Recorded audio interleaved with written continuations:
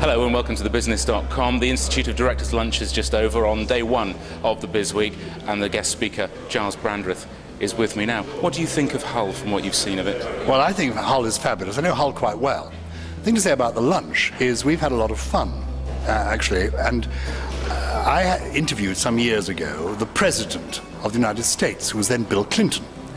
And at the end of the interview, I said to him, what do you remember most about the White House and your time there? Because it was the end of his term.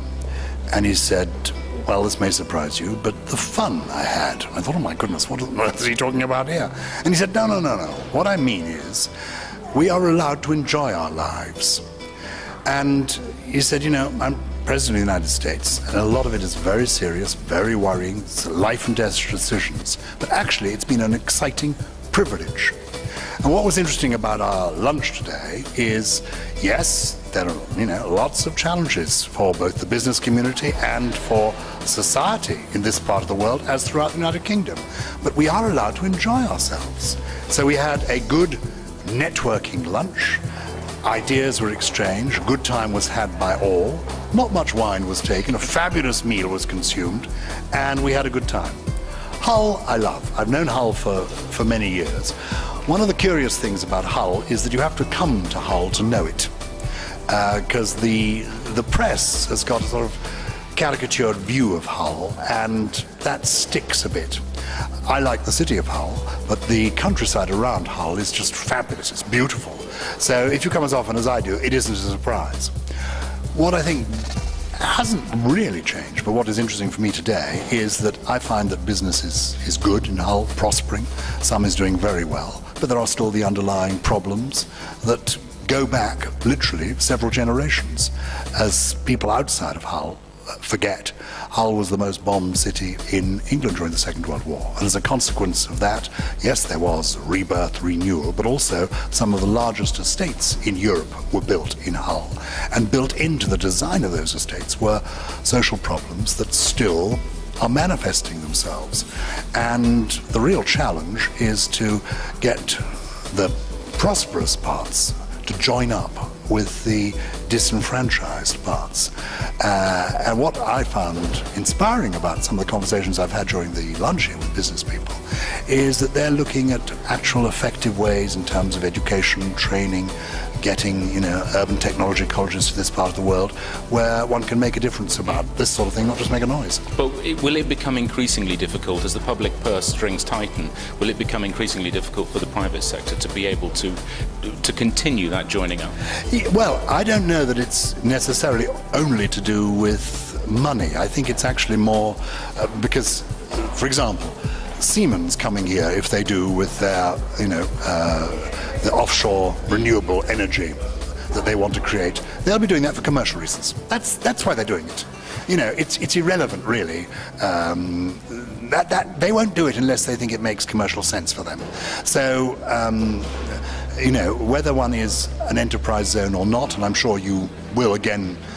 They keep changing the titles and acronyms for these things, but there are needs in this part of the world that I'm sure will be met. So whether or not you become an enterprise zone is almost neither here nor there. If Siemens want to be here, they will be here.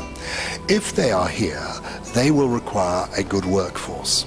So the challenge is to make sure that the schools are providing the right kind of education, appropriate education, that will actually get people fitted out to work in those sorts of jobs. So the schools already exist.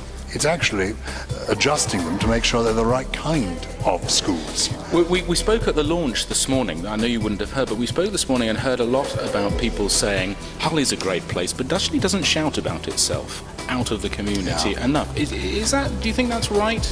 It is right. And though one hates, the reason that politicians indulge in spin is that spin makes a difference. I remember when I first became an MP, I'd done a really good week's work, and I got to the top of a hill in my constituent. I met this old buff who said, "We never see you." Oh, I said, "You're seeing me now?" He said, "We never see you." And I'd done a lot of good work in the constituency that week, but he hadn't seen me doing it. So I changed my policy. I stopped doing as many good things and started having more photo opportunities. And a few months later, at the end of a week where I'd had my photograph twice in the local newspaper, been on local radio and television, I met this same old buffer, and he said, "Oh, we've seen a lot of you lately. You've been busy." Truth is, I'd done much less, but I'd been seen doing it. And so, actually, shouting about yourself, though it doesn't come naturally to the modest people of Hull, is a good thing.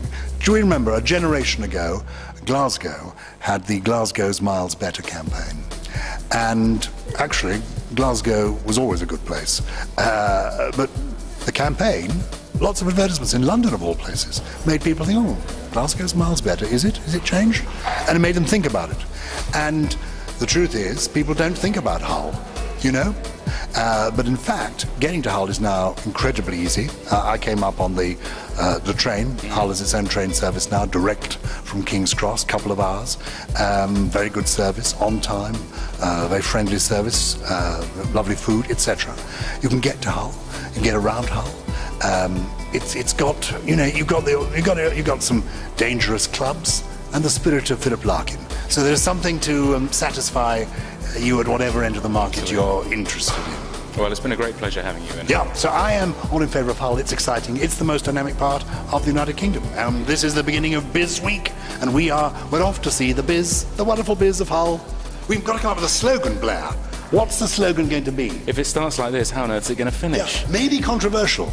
Maybe the slogan should be not Glasgow's miles better, but Hull isn't hell. Whatever you thought, it isn't. It's heaven.